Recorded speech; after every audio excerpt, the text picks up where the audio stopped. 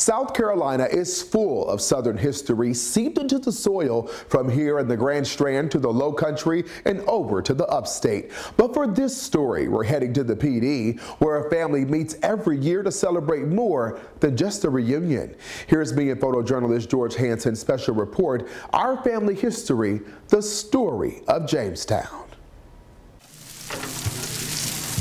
The sizzle from the barbecue grill. Today, man, it's just something light, man. We're just doing a little hot dogs, hamburgers, and sausage. Along with the heat from the South Carolina summer. Food definitely cannot be left out.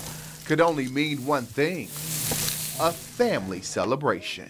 First of all, we want to start it off with a little bit of love, man. When the James family reunites here in Florence County, this place to me is sacred. They return to Jamestown, a 153-year legacy dating back to their grandfather. Shortly after slavery, 5 years, that Irvin James did not want to be a tenant farmer or sharecropper. He wanted his own land to have true freedom. And I think my grandfather told me they used to grow rice here. Terry James isn't sure where Irvin got the money, but somehow he brought a few acres from a white man named Eli McKissick. You imagine standing around former people who used to own you, own people like you, and you're there with them buying stuff. I was like, this dude was amazing. The beauty of it all, Irvin James was just getting started. This is an important place, man. To me, it's a very important place. Plank by plank, he built wooden homes that still stand today. You had several of these, there's like 22 of them, of these cabins stretched all over this place. Fostered a self-sustained community.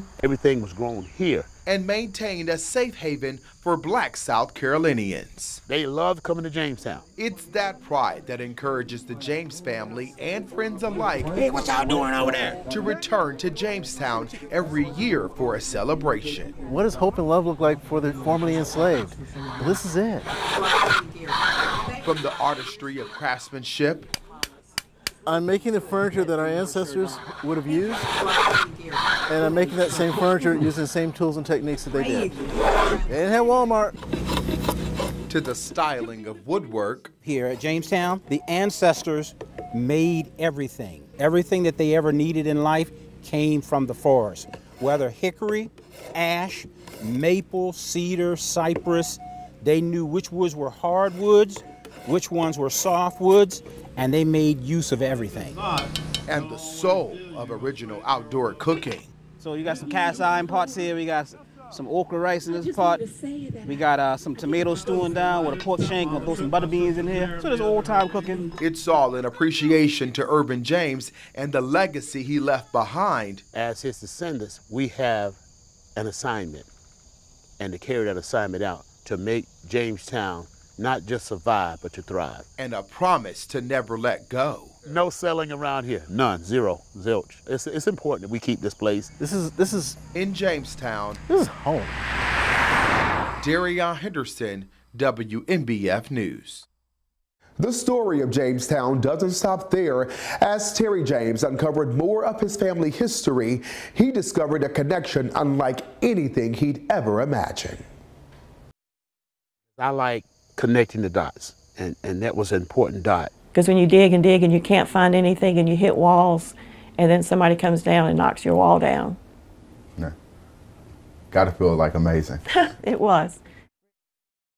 Jamestown was a small community in Florence County, packed with more than a century's worth of heritage and history. As the James family uncovered their history, they ended up finding the family who sold them their prized possession. Here's part 2 of me and photojournalist George Hansen's special report, Our Family History, the James-McKissick Connection.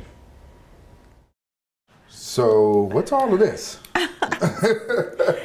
This is McKissick family history. Pulling back the curtain of family history can be an eye-opening experience, but for Helen Thompson, some of the original records are just illegible. It was exhausting. When I first started doing genealogy, I was asking my dad about his family, and all he would ever tell me was that his grandfather was a Methodist preacher named Eli McKissick. With little information, Thompson turned to government records. The McKissick name, I just wanted to take it back as far as I could. So she started digging. Back before the internet, I just went to archives and libraries. Both near and far. So I was traveling to Greenwood, Harleyville, different places. With all hands on deck. It was pretty tedious. I drug the kids around doing all that. Through her research, Thompson could only trace her family back to her great-grandfather. That's until her phone rang.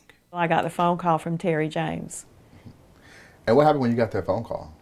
I was so excited. I couldn't believe it. When I met her, you know, it kind of like, whew, I could feel a sigh of relief. And he had quite the story connecting their grandfathers. Eli McKissick, in my research, bought the property, 300 plus acres for $500 plus.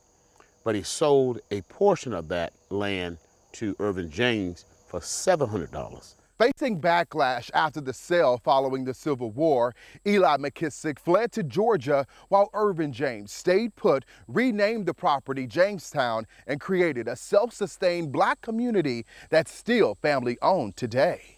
So this was the document. Yes, that's the actual deed right there. Following their emotional hour-long conversation, Terry James extended a Southern invitation for Thompson to come to his annual family celebration. It was really exciting. I had to go see it.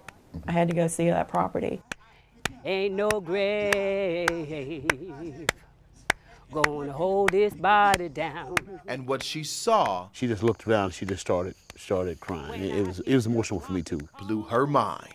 Just knowing that that family is carrying this thing on generation after generation just means so much.